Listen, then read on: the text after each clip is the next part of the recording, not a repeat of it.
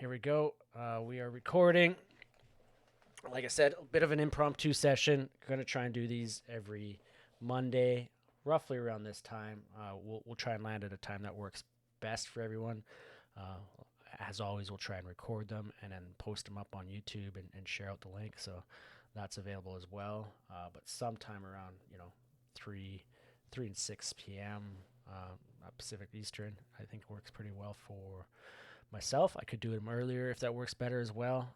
So shoot me any feedback. But what we will do is go through a bit of a market overview, kind of like what we do on Thursdays.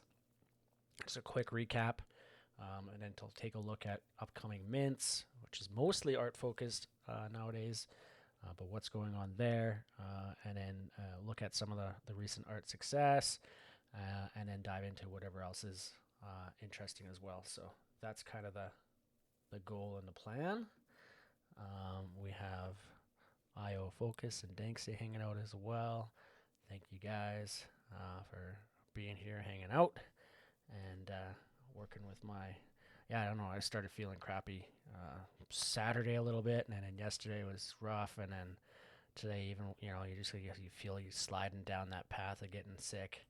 And I was just like, you know what, I don't feel like it, but I got to do this. I got to get this done here today and get that routine going on Mondays. So my brain's still functioning at this point, which is, I guess, what's most important. So it's just a little bit of chest and all the good stuff of getting cold. I think my tea is too hot to drink. Burn myself. Oh, there we go. We got the cup. This under view is it's a little interesting. I wish I could. Maybe I could prop that up higher. We'll see here.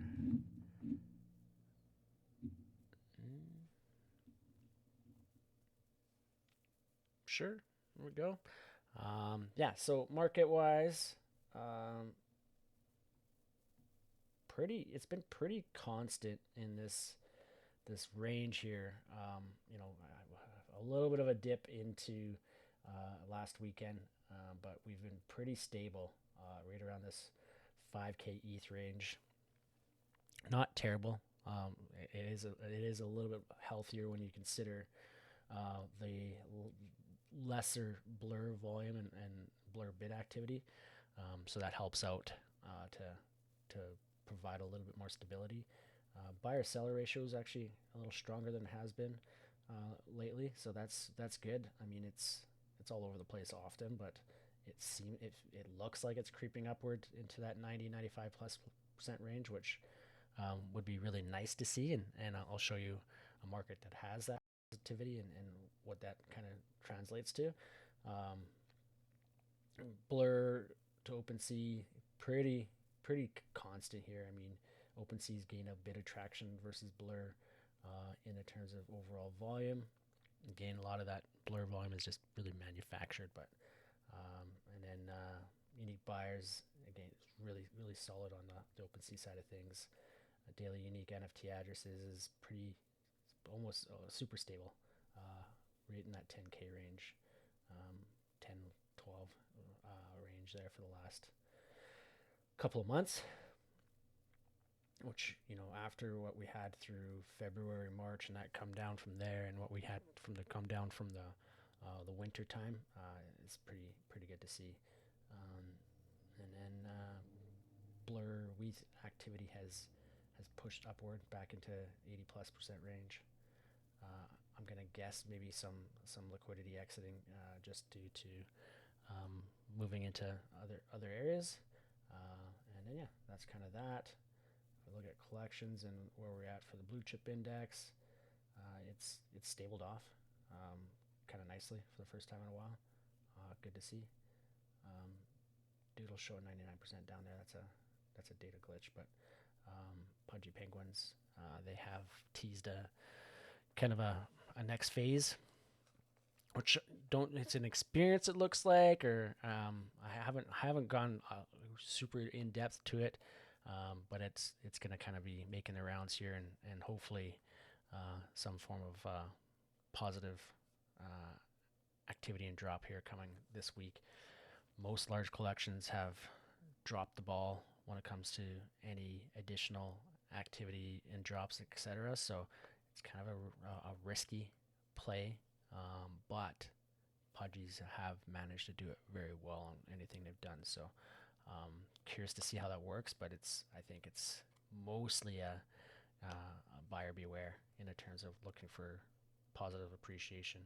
But you can see their price over the last little while has done well and pushed above some of their recent thresholds, which I think I brought up on my last market update there, so that they're looking really good overall. And you can see over the 7 days they're up 17%, and the only real collection that's up over that period of time over the last 2 weeks. Mid cap has just been on this really steady 20% grade kind of decline, just kind of plugging along there. Some of these collections and what is in the mid cap versus what's in the blue chip, I probably should do an update and refactor that a little bit there, and just reevaluate which collections belong where, and that might change things a bit. But yeah, and then one of the big ads I've done here, and this is kind of just a curation of some of the other sources that exist out there, but have been listing off upcoming mints, mints that are likely to be stronger. Of course, not all mints are really easy to get on, and then sometimes it's just a public sale. So what I would look at is just where these collections land post mint. Of course, you're not going to get the largest opportunity for appreciation once it's gone post mint, because a lot of that appreciation happens from mint to secondary market. But if it's the right collection, you'll see a little bit of a good volume and a good run. Most notably and recently was I'm just trying to think, this Pursuit, I believe, which has performed really well. One that's not on this, but happened down in Marfa, was the Die with the Most Likes, doing a release, and that one's performed very well. I think it's still performing pretty well at this time. If we look at the daily summary here, so that's Beef Brothco, and let's see where this one is at on OpenSea.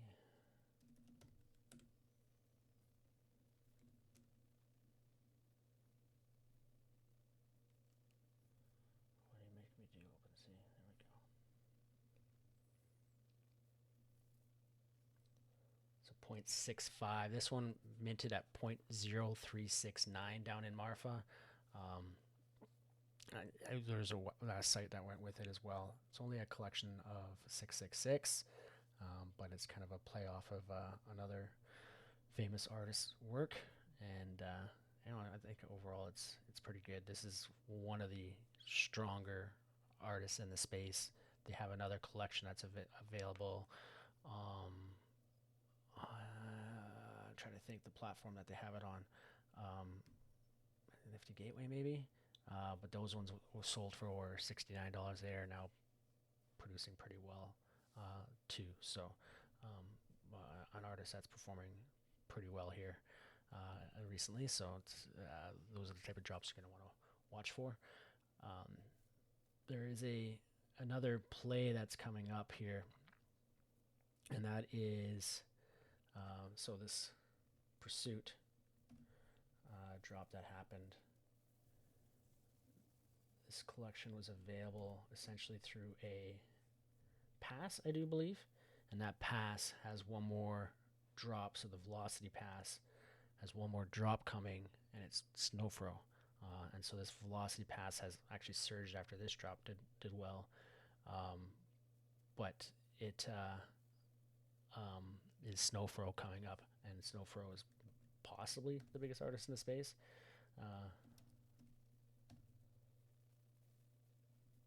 So the Velocity Pass is 1.39, which gives you access to mint the collection, right? But given the success that was seen off this Kristen Stewart drop, I think this one could be a play. Maybe see if it cools off first. This one was only 0.75, recently. So it has kind of surged. But then you see some of these WETH offers coming back in at 1.18. So that one ETH price range I think might be a good avenue to get this pass, which then gives you access to the snowfall drop, which I think is the last one in here, and I'm not sure if they'd pull up the website here and just kind of confirm some of that. So velocity pass 0.3. It's had a couple drops already that has done well. Or actually, it's per Kristen, Kristen Stewart, which is an actress. So I really messed that up. But you can see the artists that are on there, including Snowfro. So really kind of a big access token there. Let's see here.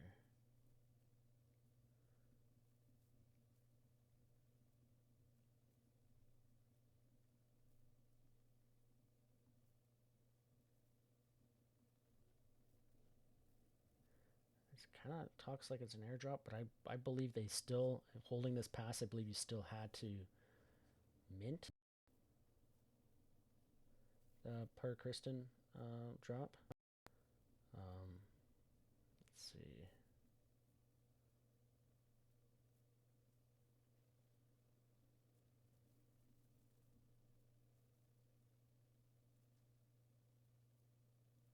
There's only 200 items in that collection, yet there are 1,000 of these velocity pass. So there's a bit of entry into raffles for a chance to win rare prizes. It's a little unclear.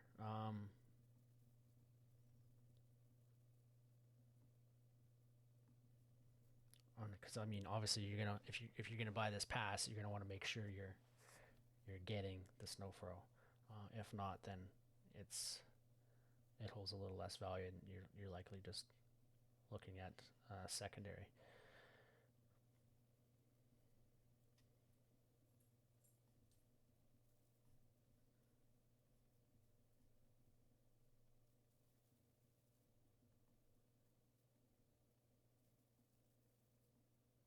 So my alpha might be a little soft in that respect. I'll do more research here and share it out when I kind of think I understand the mechanics behind this, because I think potentially this could be a move on the snowflow. I don't know when the snowflow drop is coming out next, but I have to do a little bit of research on that. But Pursuit has done really well. Kind of pretty interesting generative art. I like how some of these look like literal like a racetrack through trees and mountains, and that's kind of the idea behind it. And it's the way this has come out is, I think, pretty sharp. On some of these, they look like a form of highway. So, and then upcoming drops, we have Fuo's World. I'm mixed. I'm really mixed on this one. I'm not sure. I think it's certainly going to be one that you're looking for post mint volume and a momentum. I think is probably where I look at it. Not so much indifferent to like Nakamigo's Cloaks, where that volume and persistence has led to some success, but like the art, probably one of the top multifaceted artists is in our generation, in the terms of what they've been able to do. But there's a bit of controversy around Fuo. Nothing too significant, but there is some. This is a pretty pricey overall mint. Although if you held paint, then you would have access to mint, and then you would be able to mint for free. But the public will go out for 0.4 at a max, but it will come down depending on how many mint from having the paint access. But it's also going to have it's a backpack style, so then the new token style, and then His plan is to be able to incorporate future NFT drops, clothing, etc. And it's unclear if that's going to be paid or not. But my hesitation towards it all is either getting too complicated or being a bit of um, a financial process to kind of maintain your NFT and get it up to the top levels. So, and it does have a form of 3D to it, which 3D hasn't necessarily always hit well when it comes to PFPs for the most part. So that's kind of, when it is a PFP project, 20,000 collection size, and it's coming in a way that may not necessarily be the most conducive to being a PFP. We'll see. There's a lot of risk overall when it comes to that. It's not necessarily as simple as just being an art drop in that collector style, but he's going to have collectors that are possibly interested, although I think that's more with his traditional art and art style. So we'll see how that one goes. I'm more so watching that. And then this FemGem, which is a female release project with 6 different artists. A lot of them are on auction, and the auction is starting in a couple days. And then they will go to secondary, so really kind of smaller in niche. So unless you're kind of like a collector already, I think it's more so to see how things perform post-secondary and see where they're at. One that's more interesting though is Ringers. It's an open edition that comes with a physical. I'm not sure if you have to burn to claim the open or claim the physical. But it's a 24-hour open edition at just under $1,000 for a Ringers.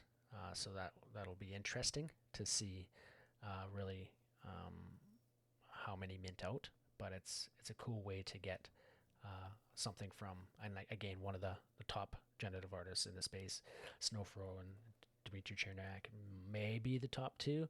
At least that's where I would probably land with my perception of the space.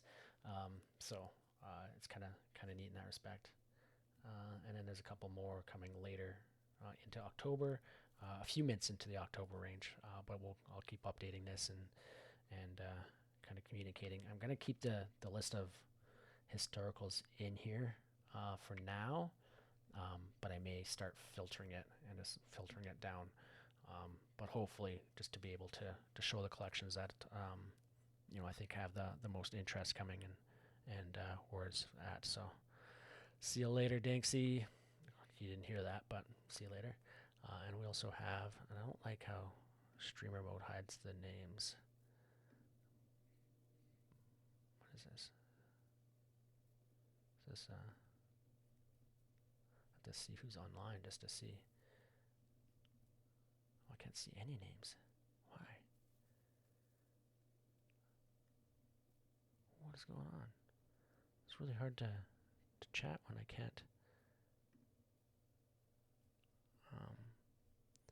see the names beyond the PFPs. So, and then my foggy sick head is not really effective on recalling names, so I don't want to mess it up. So that's the kind of the market for what's coming.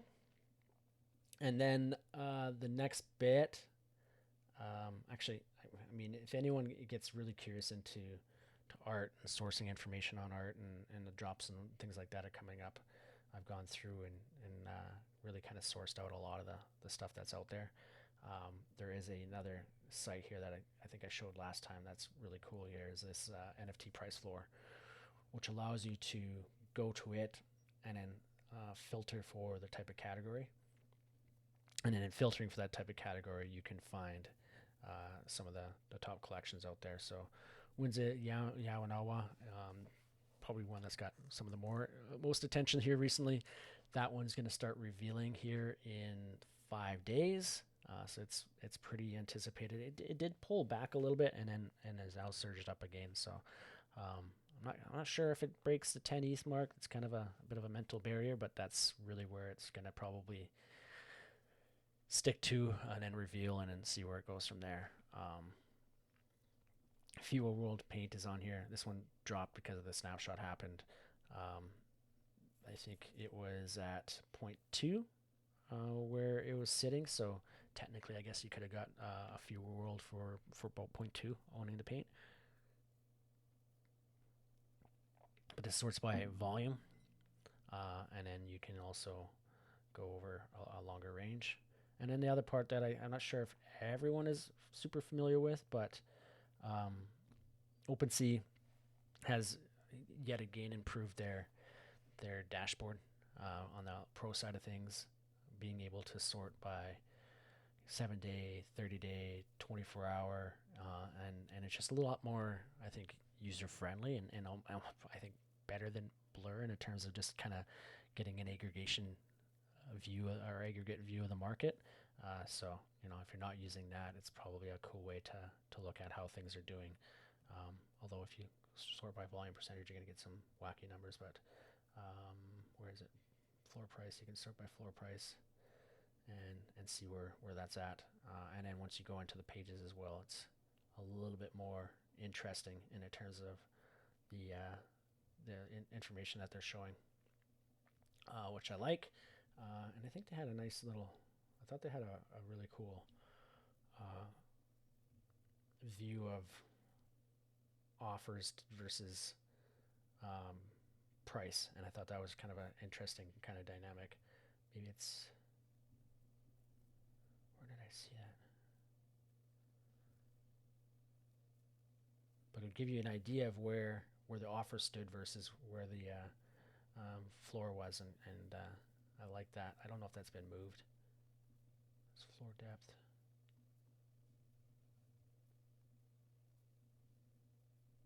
I don't see it. So never mind with that. Okay, and then the next bit that I want to look into, and I'm not sure, I've been kind of keeping my ear a bit to the ground here, but who in B3L has been paying attention or has gotten involved. I know Danksy had created an account. I'm not sure if he's actually super active on it, but Friend.Tech and the amount of attention it's grabbed. First of all, I wanted to kind of do a brief synopsis of it. Basically, it's a form of like almost like a degree higher than LinkedIn in terms of communication. Now, it's not a LinkedIn, but in the sense of being able to reach out to someone or get in contact with a cohort or someone that has content or information that you want to get access to. That's the kind of way I look at it. Certainly for yourself, you provide value where you can or communicate how you can.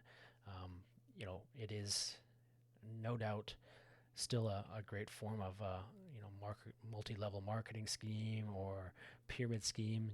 There's some dynamics in there that kind of can provide a good deal of risk and uncertainty, and is almost like a form of gambling on people's social value, right? So there's definitely a lot of bad that comes with the good there, but overall it's getting a lot of attention. There's a lot of liquidity and value that has flown into it, and then as such, it's just been something that I've been exploring. And of course, it provides a great wealth of data that I can kind of dig through, understand, and manipulate, and try to get a bit of insight into what's going on Friend.Tech. So I've been spending a lot of time doing that, and then just been sharing it out and tweeting about it and things like that a little bit as I kind of understand it. And, it may be a passing thing. I don't know. August 20th, I think, which is a couple weeks after it launched, or 10 days after launch, I kind of really became aware of it, and I faded it then, just saying, oh, it's a Ponzi. It's not gonna hold to. And then another 10 days later, it's taking off on another wave. So it is what it is, and I've been enjoying exploring it. But here you can see the net inflows to the platform, and you can see almost all days here it's been positive. It's got a TVL right now of about 41 million. Daily new users has been pretty constant in the 5K or above. which exceeds NFTs at the moment. Market activity volume-wise is 5 million a day. This is in dollars. It's not translated as well to what's going on in ETH, but again, this activity generally exceeding NFTs on the peak days here. So just being aware of what's going on there. Unique traders, 10K plus. This is very similar to the NFT market, but then positivity in the sense of where we're at for buyers and sellers, which is holding most days. Actually, I think every day except for one has been positive. So more buyers than sellers, which tends to promote pretty bullish conditions in that respect. And then hourly TVL by time, and this one also factors in some certain dynamics that go on. So self-buying and bulk buying of others, which is kind of some of the farming activity that's been going on, which has actually since kind of declined just due to some changes. And what's really got everyone bullish on this is there's expected to be a rather large airdrop from this, and people are farming and putting value into it to get the airdrop. And we know how airdrop dynamics work, that it is incentivized activity, and that incentivized activity isn't always the best or ideal. And post airdrop, who knows where this house of cards may fall to. So there's a lot going on there in that respect. But the organic kind of activity here in the TVL is about 75%. Like I said, you get some interesting activity on self-buys and other activity from there. And this is kind of breaking it down on a hourly basis on the volume changes there. So pretty interesting stuff. And then the stuff that I've tried to dig into is understanding potential, I don't know if you call it arbitrage, but basically value buys out there based on what is held by the various accounts on there, and looking for keys that are undervalued and trying to pinpoint that, but pulling in whether it's their ETH balance or their trading activity or their portfolio value. A lot of that stuff is all incorporated in there, and this is actually a lot of this stuff is all kind of pretty cool and applicable in the NFT space as well, just a little harder to apply there versus Friend.Tech, which is just one contract, so it makes the things a little bit easier to work with and manipulate. But yeah, that's kind of my what I wanted to go through here today. I will pause, see if there's any questions. If so, put them up in chat, and we can talk about it, or talk with me directly. And then if not, then I'll post up the recording for everyone else, and we'll make this a regular Monday on everything that we're doing. So, yeah, thoughts, comments, questions?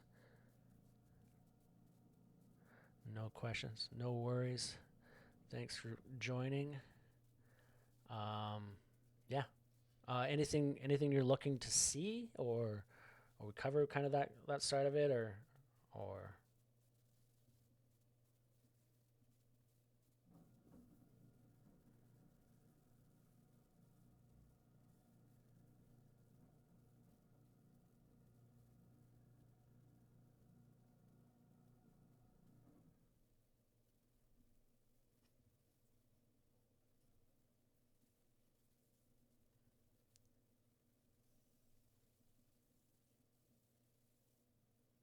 yeah.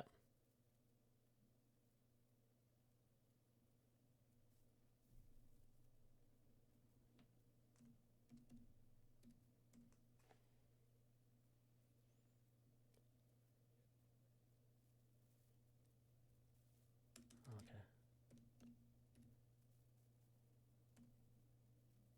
Like that?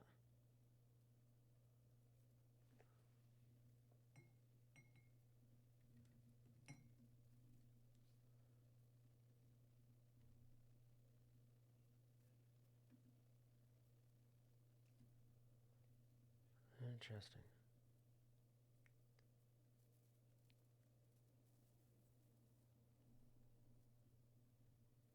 0.1 0.08 they were.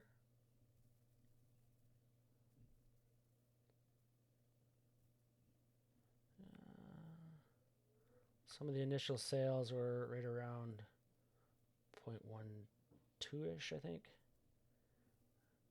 And then now they're up to 0.26, so a nice little 2x. Offers in the 0.19 range. Oh, this is, okay, on OpenSea itself, you can see the offer to listing distribution, but you don't see it on OpenSea Pro, which is, I guess, makes sense, but interesting.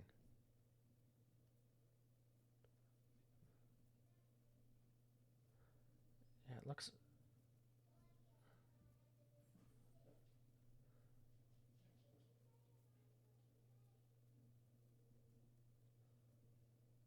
Interesting. And is this a gaming play or?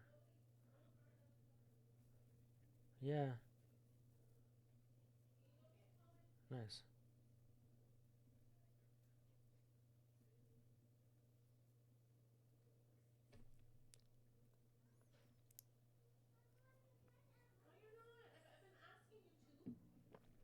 They they don't look too indifferent than Azuki Elementals, so it's kind of interesting there. Have that kind of look and feel to them.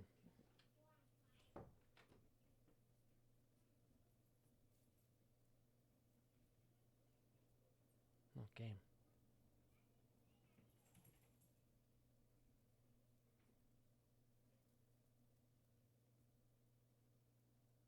Hmm. Interesting. I'll have to add that to my research. Nice.